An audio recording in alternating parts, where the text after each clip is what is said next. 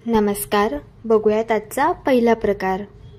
आता हा पदार्थ तयार करण्यासाठी 1 कप इथे आपल्याला रेशनचे तांदूळ घ्यायचे आहे। आता पाव कप यामध्ये आपल्याला उडदाची डाळ घालून घ्यायची आहे, पाव कप चण्याची डाळ घालायची आहे आणि पाव कप साल असलेली हिरव्या मुगाची डाळ घालून घ्यायची आहे आणि पाव कप मसूरची डाळ यात घालायची आहे। तुमच्याकडे जर असे मेजरिंग कप्स नसतील तर तुम्ही एका वाटीने हे सर्व डाळीचे प्रमाण मोजून घेऊ शकता।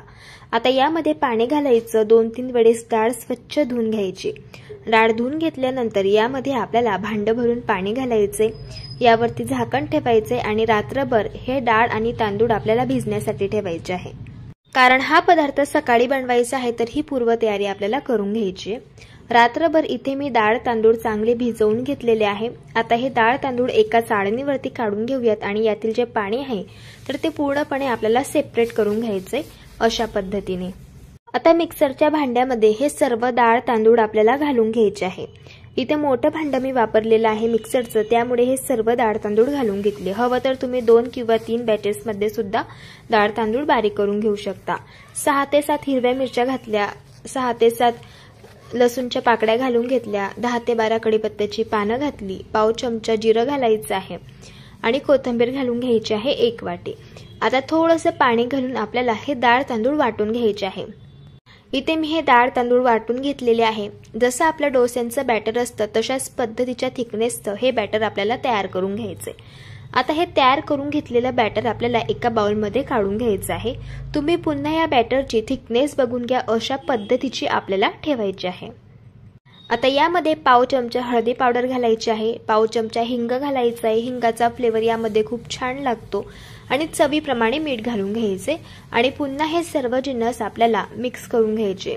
आता इथे आपलं हे बॅटर तयार झालेलं आहे। इथे आपण या बॅटर पासून डोसे तयार करणार आहोत। आता डोसा तयार करण्यासाठी तवा इथे मी गरम करून घेतलेला आहे। तव्याला तेल लावून आपल्याला ग्रीस करून घ्यायचे।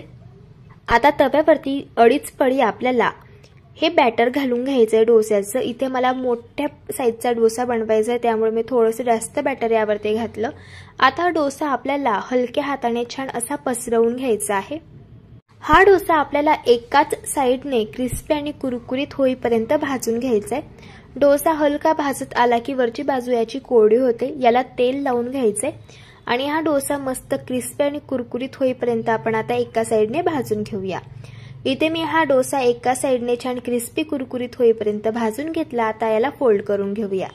तयार झाला इथे आपला हा मिक्स डाळीचा डोसा। चवीला अगदी भन्नाट लागतो आणि सगळ्यात महत्त्वाचं भरपूर सारे प्रोटीन्स आणि पौष्टिकयुक्त तयार होतो। लहान काय मोठे सुद्धा फार आवडीने खातील इतका चविष्ट लागतो। अशा पद्धतीने एकदा ट्राय करून बघा। प्रकार क्रमांक 2। आता इथे मी एक भांड गॅसवरती गरम करायला ठेवलंय। यामध्ये 2 वाटी आपल्याला पाणी घालायचे। ज्या वाटीने पाणी घेतलं त्याच वाटीने आपल्याला गुळ यामध्ये घालायचंय। आता गुळ आपल्याला छान या पाण्यामध्ये विरघळून घ्यायचंय। गुळाचा पाक तयार करायचा नाहीये, फक्त आपल्याला हा गुळ छान पाण्यामध्ये विरघळून घ्यायचंय। हे बघा, गुळ छान पाण्यामध्ये विरघळलेला आहे। आता गॅस बंद करून घेऊयात। आता एका पॅन मध्ये पोहे खाण्याचे 5 चमचे आपल्याला साजूक तूप घालायचे। तूप छान गरम झालं की यामध्ये आपल्याला 1 वाटी जाड रवा घालायचा आहे। इथे आपण गुळाचा रवा तयार करणार आहोत। रवा तयार करण्यासाठी कधी पण आपल्याला जाड रव्याचाच वापर करायचा आहे। आता हा रवा सतत मिक्स करत गुलाबी रंगावरती आपल्याला छान भाजून घ्यायचा आहे। रवा छान भाजत आला की त्याचा सुगंध पूर्ण घरामध्ये दरवळायला सुरुवात होते। यावरून समजायचं रवा छान भाजून झालेला आहे। इथे मी हा रवा 10 ते 12 मिनिटं गॅसच्या लो फ्लेमवरती छान भाजून घेतलाय। तुम्ही बघू शकतात रव्याला हलका गुलाबी रंग आलाय आणि हा रवा भाजून घेतल्यामुळे छान असा हलका फुलका झालेला आहे। आता यामध्ये आपण 2 चमचे मनुके घालूयात। मनुके आपल्याला 2 ते 3 सेकंद छान या रव्यामध्ये परतून घ्यायचे। असे हे मनुके रव्यासोबत परतून घेतल्यामुळे मनुके छान टम्म फुगतात। आता यामध्ये आपल्याला काजू आणि बदामाचे काप घालायचे। काजू आणि बदामाचे काप सुद्धा आपल्याला 1 ते 2 सेकंद या रव्यामध्ये परतून घ्यायचे। आता हे सर्व ड्रायफ्रुट्स परतून घेतल्यानंतर यामध्ये आपल्याला गुळाचं पाणी घालायचंय। तर हे बघा, हे पाणी आपल्याला गाळून घ्यायचंय, म्हणजे गुळामध्ये जर काही कचरा असेल तर तो छान निघून जातो। इथे आपण 1 वाटी रवा तयार करण्यासाठी त्याच वाटीने 2 वाटी पाणी आणि 1 वाटी गूळ घेतलेला आहे। आता हे आपल्याला छान मिक्स करून घ्यायचं आहे। जसं जसा रवा फुलतो तसं तसं हे मिश्रण दाटसर व्हायला सुरुवात होते। हे बघा, हे मिश्रण दाटसर व्हायला सुरुवात झालेली आहे। आता यावरती 5 मिनिटांसाठी आपल्याला झाकण ठेवायचं आहे आणि रवा आपल्याला छान शिजवून घ्यायचा आहे। फक्त एक गोष्ट लक्षात ठेवायची, या 5 मिनिटांमधून आपल्याला 2-2 मिनिटांनी रवा छान मिक्स करून घ्यायचा आहे, म्हणजे रवा तळाला चिटकणार नाही। अशाच पद्धतीने इथे मी हा रवा छान शिजवून घेतलेला आहे। हे बघा, मस्त छान आपला रवा शिजलेला आहे। आता यामध्ये आपण 1 चमचा वेलची पावडर घालूयात आणि याला छान मिक्स करून घेऊयात। इथे आपला लुसलुशीत असा हा गुळाचा रवा छान तयार झालाय। आता गॅस बंद करून घेऊयात आणि याला एका बाउलमध्ये ट्रान्सफर करून घेऊयात। तर तयार झाला इथे आपला हा गुळाचा रवा। चवीला तर अगदी भन्नाट लागतो, नक्की एकदा ट्राय करून बघा। प्रकार क्रमांक 3। हा पदार्थ तयार करण्यासाठी इथे मी एक पॅन गॅसवरती गरम करायला ठेवलाय। यामध्ये आपल्याला 3 वाटी पाणी घालून घ्यायचंय। आता हे पाणी आपल्याला गरम करून घ्यायचंय। इथे मी हे पाणी गरम करून घेतलेलं आहे। यामध्ये आपल्याला 1 छोटा चमचा तूप घालून घ्यायचं आहे। आता इथे आपण लापसीचा रवा घेतलेला आहे। ज्या वाटीने आपण पाणी मोजून घेतलं होतं त्याच वाटीने आपल्याला 1 वाटी लापसीचा रवा यामध्ये घालायचा आहे। 3 वाटी पाण्यासाठी 1 वाटी लापसीचा रवा हे अगदी परफेक्ट प्रमाण आहे। आता यामध्ये चवीप्रमाणे मीठ घालून याला मिक्स करून घ्यायचं। झाकण ठेवून 5 मिनिटं आपल्याला हा रवा छान शिजवून घ्यायचा आहे। पण एक गोष्ट लक्षात ठेवायची, 5-5 मिनिटांमधून 2-2 मिनिटांनी अशा पद्धतीने हा रवा मिक्स करून घ्यायचा आहे, ज्यामुळे तुमचा रवा तळाला खाली चिटकणार नाही किंवा जळणार नाही। इथे मी हा लापसीचा रवा छान शिजवून घेतलेला आहे। तुम्ही बघू शकतात, अगदी छान असा मोकळा मोकळा आणि सुटसुटीत असा हा लापसीचा रवा तयार झाला आहे। आता गॅस बंद करून घेऊयात आणि पुढची प्रोसेस बघूया। आता एका पॅन मध्ये 3 छोटे चमचे तेल घालायचं आहे। तेल गरम झालंय। आता यामध्ये आपल्याला 1 चमचा मोहरी घालायची आहे। मोहरी तडतडल्यानंतर यामध्ये 1 चमचा आपण जिरं घालूया। पाव चमचा हिंग घालायचा आहे। 10 ते 12 कढीपत्त्याची पानं घालूया। आता यामध्ये आपल्याला हिरव्या मिरचीचे काप घालायचे आहे। इथे मी 3 हिरवी मिरची घेतली होती आणि त्याचे तुकडे करून घेतले आणि ते तेलामध्ये घातले। तिखट आवडीप्रमाणे कमी जास्त करू शकता। 1 चमचा बारीक कापून घेतलेला लसूण घातला आणि हे सर्व जिन्नस तेलावरती छान परतून घेतले। आता इथे मी 1 वाटी बारीक कापून घेतलेला कांदा यामध्ये घातलेला आहे। हा कांदा आपल्याला सॉफ्ट होईपर्यंत छान परतून घ्यायचा आहे। हे बघा, अशा पद्धतीने। आता यामध्ये आपण पाव कप कापून घेतलेली ढोबळी मिरची घालूया। 1 वाटी आपल्याला यामध्ये वाटाणे घालायचे आहे। पाव कप यामध्ये बारीक कापून घेतलेलं गाजर घालूया आणि पाव कप इथे मी मकीचे दाणे यात घातलेले आहे। आता याला आपल्याला छान मिक्स करून घ्यायचं आहे। भाज्यांपुरतं आपल्याला यामध्ये अगदी थोडंसं मीठ घालून याला पुन्हा मिक्स करून घ्यायचंय। आता यावरती झाकण ठेवूयात आणि या भाज्या आपल्याला 5 मिनिटं वाफेमध्ये छान शिजवून घ्यायच्या आहे। इथे मी या भाज्या वाफेमध्ये छान शिजवून घेतलेल्या आहे। आता यामध्ये आपल्याला पाव चमचा हळदी पावडर घालायची आहे। पाव चमचा गरम मसाला घालूया आणि हे सर्व जिन्नस पुन्हा आपल्याला छान मिक्स करून घ्यायचे आहे। आता शिजवून घेतलेला हा लापसीचा रवा आपण या तयार करून घेतलेल्या फोडणीमध्ये घालूया आणि याला मिक्स करून घेऊया। रात्री जर भाजी पोळी बनवायचा कंटाळा आला असेल आणि तुम्हाला काही हलकं फुलकं खायचं असेल, त्यावेळेस असा भरपूर भाज्या घालून तयार केलेला लापसीचा रवा तुम्ही नक्कीच तयार करून घेऊ शकता। चवीला अगदी छान लागतो आणि भरपूर सारे प्रोटीन्स युक्त तयार होतो। आता यावरती झाकण ठेवायचे आणि आपल्याला यावरती एक वाफ काढून घ्यायची। हे बघा, अशा पद्धतीने। सगळ्यात शेवटी यावरती बारीक कापून घेतलेली कोथिंबीर घालून घ्यायची आणि याला मिक्स करून घ्यायचे। तयार झाला इथे आपला हा लापसीचा रवा। हा रवा तुम्ही मुलांच्या टिफिन बॉक्स मध्ये सुद्धा देऊ शकतात। अशा पद्धतीने एकदा ट्राय करून बघा। प्रकार क्रमांक 4। आता हा पदार्थ तयार करण्यासाठी कढईमध्ये 1 कप साबुदाणा घालून घ्यायचा आहे।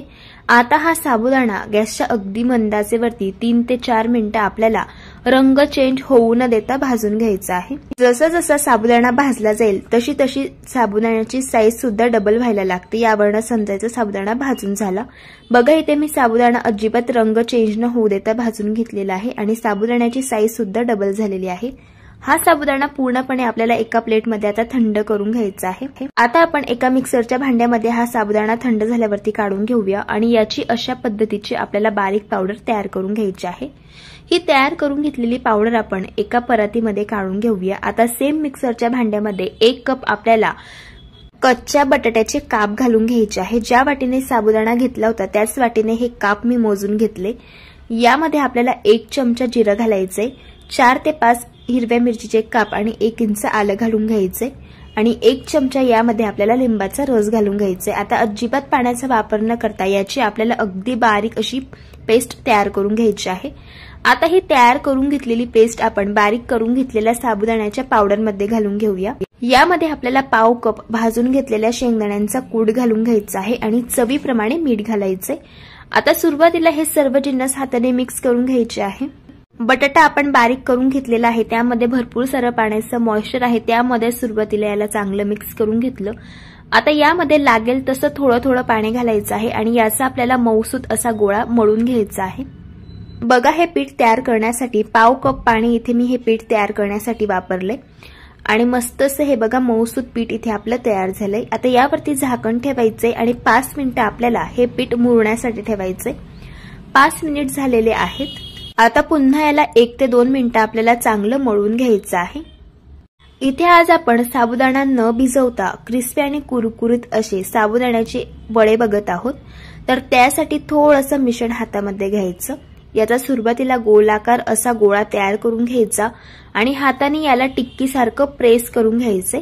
थोडंसं याला दाबून प्रेस करायचं। हे बघा, अशा पद्धतीने इथे आपला हा वडा तयार झाला। अशाच पद्धतीने मी सर्व वडे तयार करून घेतलेले आहे। आता वडे फ्राय करण्यासाठी तेल आपल्याला कडकडीत गरम करून घ्यायचं आहे आणि यामध्ये हे वडे घालून घ्यायचे आहे। गॅसची फ्लेम आपल्याला हाय ठेवायची आहे आणि गॅसच्या हाय फ्लेमवरतीच आपल्याला हे वडे क्रिस्पी आणि कुरकुरीत होईपर्यंत फ्राय करून घ्यायचे आहे। वडे हलके फ्राय झाल्यावरती असे तेलावरती तरंगायला सुरुवात होते आणि तुम्ही बघू शकता वडे मस्त असे टम्म फुगलेले आहे। हे वडे मी दोघी साइडने क्रिस्पी आणि कुरकुरीत होईपर्यंत फ्राय करून घेतले। आता आपण यांना काढून घेऊया। तुम्ही बघू शकता वड्यांना रंग खूप सुरेख आलेला आहे आणि वडे मस्त असे टम्म फुगलेले आहे। हे वडे चवीला अगदी भन्नाट लागतात, मस्त असे बाहेरून क्रिस्पी आणि कुरकुरीत तयार होता आणि आतून स्पंज आणि सॉफ्ट असे बनतात। अशा पद्धतीने तुम्ही एकदा ट्राय करून बघा।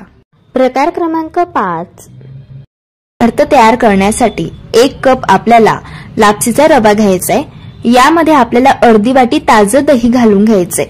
आता याला सुरुवातीला मिक्स करून घ्यायचं, म्हणजे आपल्याला अंदाजा येतो यामध्ये आपल्याला किती पाणी घालण्याची गरज पडणार आहे।